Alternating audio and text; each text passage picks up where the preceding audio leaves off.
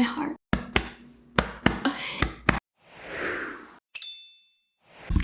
What's up, internet fam? Welcome back to my channel. If you're new there, hi, hello, my name is Ren and I make LGBTQ lifestyle videos for you guys. So if that type of content interests you, then hit that subscribe button. I post every single Friday. If I look like crap, it's because I feel like crap. I spent all of yesterday just sick. So yeah, I'm not on my top game, but I have recapped every episode of the new L Word Generation Q, and I wasn't gonna miss the finale. So I had to come on and do my chaotic L Word recap for episode 10, the finale. I'm sad. I'm very sad that it's over already. I really hope it gets picked up for season 3 because I want more. I need more, you know what I'm saying? So let's just get right into it. And I have to start, I know I've always said that like Tess and Shane and Dani and Gigi were like my tops, you know?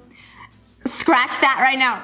Bette and Tina. Bette and Tina were always my girls. They were always my girls. And so the fact that they're kind of even like playing around with the fact that they could get back together, I can't take it.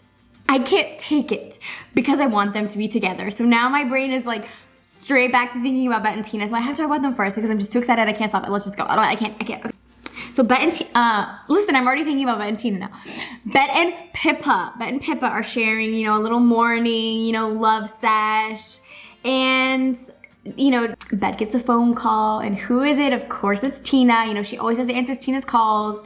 And Pippa's kind of like, I think she's sensing something about Bette and Tina, and she kind of says, you know, that she doesn't think that Bette is over Tina. And of course Bette's like, yeah, I'm over Tina, like, come on, like, I'm over her, right?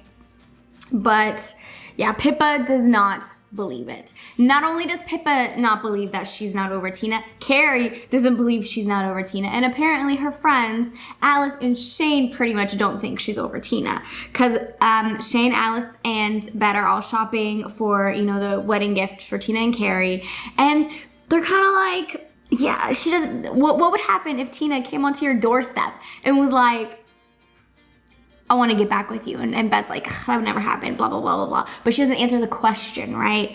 And Shane kind of tells her, like, listen, like, there's kind of like cracks in their in their engagement, so now's the time to, you know, say something if you needed to, right? So at Alice's party, Bette's like, okay, I should go, you know, up to Tina.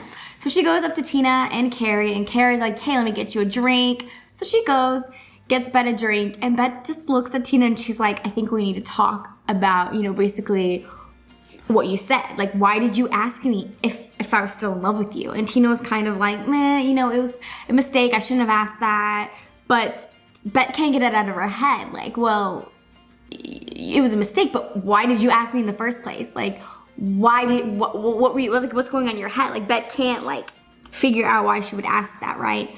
And of course, you know, Bette was apparently gonna get to something good. Carrie interrupts. Carrie's pissed.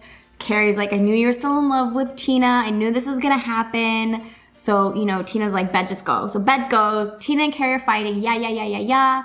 Basically, Carrie's like, yo, I love you, but I can't be with you. So basically, she ends the freaking engagement with Tina. And I'm just like, what? So anyways, Tina goes down, stomping, yelling at Bette, like, this is what you wanted. And Bette's like, oh my gosh, like, no, it's not what I wanted. And, you know, Tina storms off. And as she's storming off, Pippa's standing there and is like, I knew you weren't ready to move on, blah, blah, blah, blah, blah. So she storms off. And then Bette's like, what the just happened, right? Just in that span of time, like, Carrie leaves, Tina leaves, Pippa leaves, like, everybody's pissed. Everybody, like, it's just, it was beautiful. It was a lot. It was great. Okay.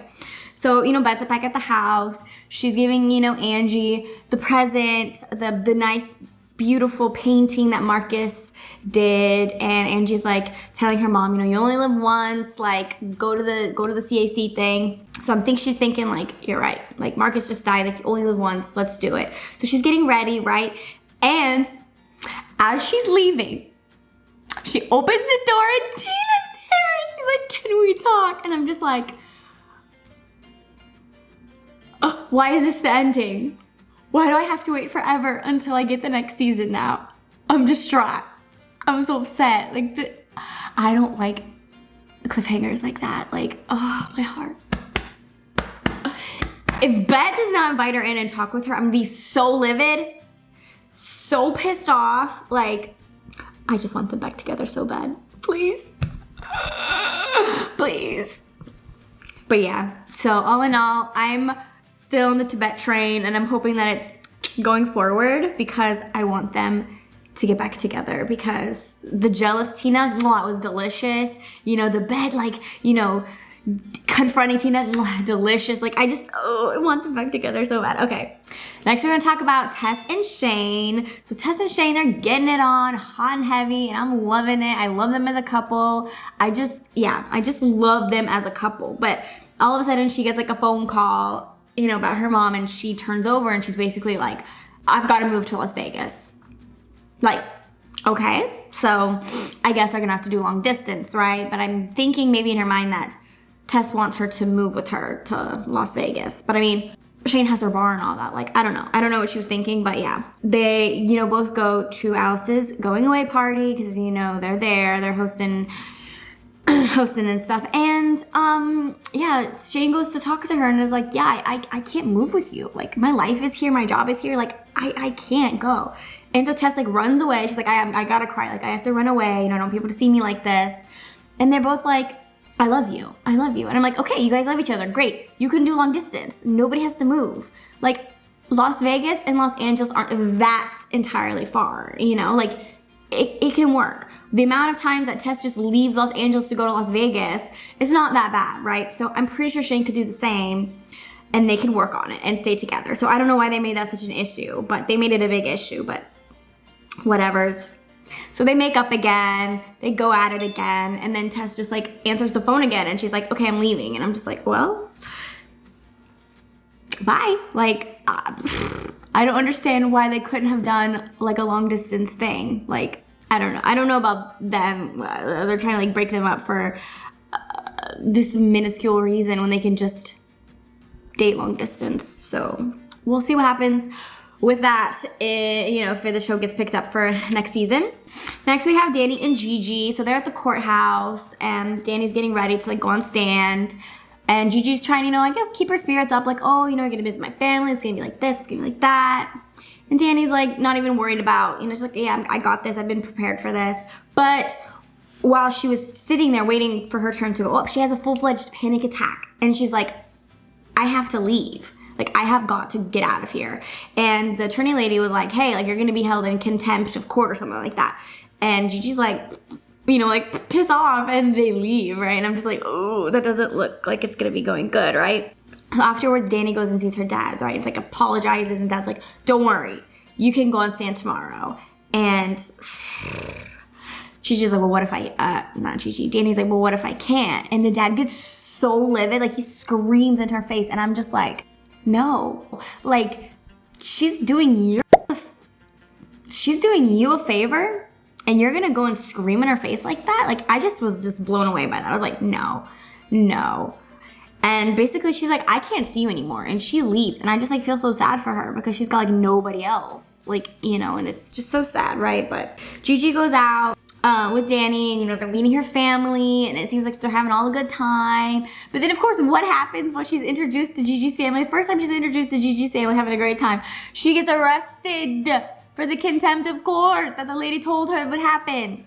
She gets arrested for in front of Gigi's family. And I'm just like, how embarrassing, like in front of all the family too, the first time we've ever met them. Like, next we have Alice and Tom.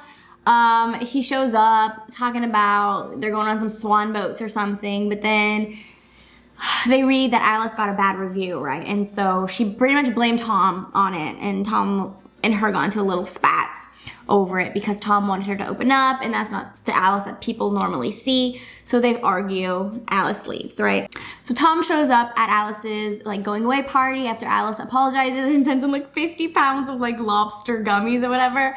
And I'm like, that's creative, right? And he shows up And, you know, they apologize, and he tells her that she's on the New York bestsellers list. So they're going good again. They're happy.